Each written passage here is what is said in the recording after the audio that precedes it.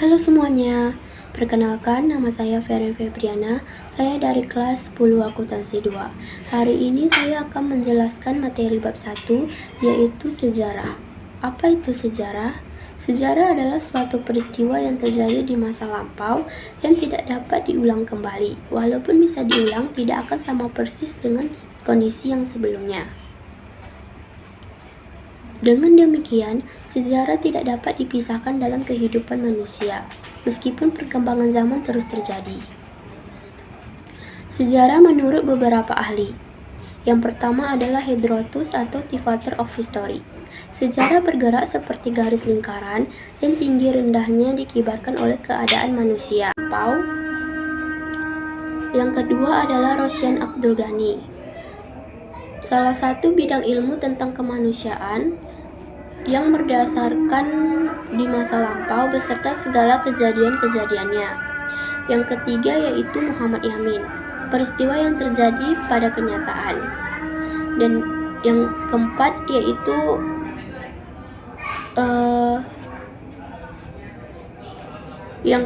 yaitu Ibn Khaldun, catatan tentang masyarakat umat manusia dan perubahan pada watak masyarakat. Dan yang kelima adalah R.G. Collingwood, hal-hal penting yang dilakukan manusia pada masa melampau.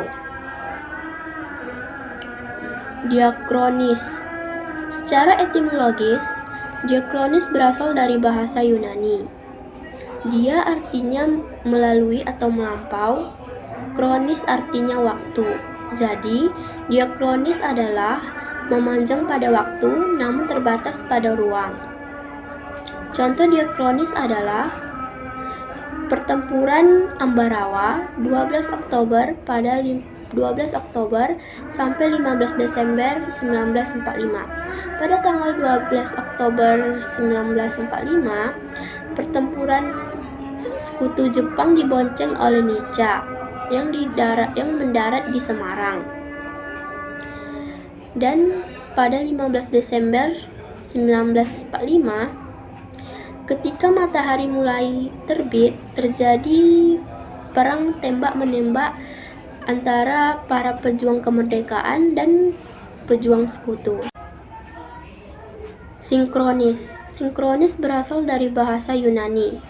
Sin artinya kebersamaan, kronis adalah waktu.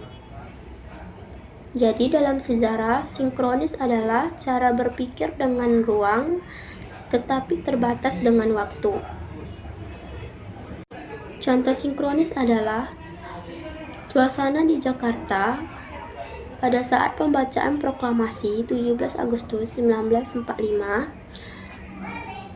di Jalan Penggagasan Timur 056 merupakan hari kemerdekaan yang diperingati oleh seluruh masyarakat Indonesia.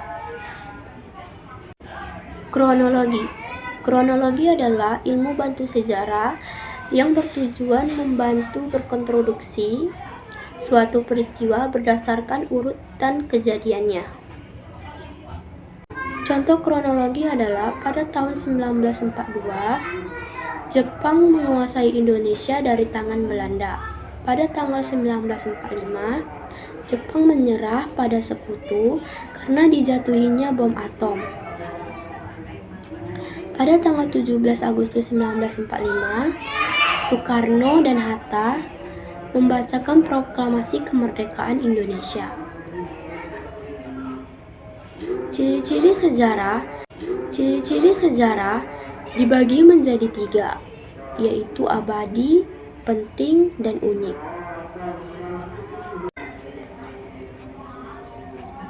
Abadi. Sejarah sebagai peristiwa bersifat abadi karena tidak pernah berubah-ubah dan selalu dikenang sepanjang masa.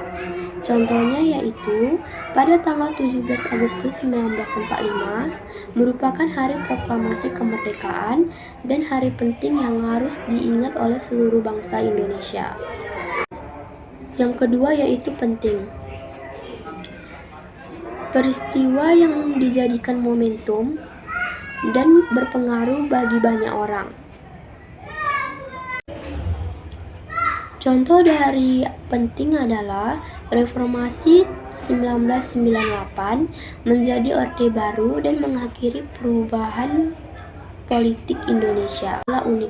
Unik adalah peristiwa yang terjadi sekali dan tidak dapat diulang dengan kondisi yang sama.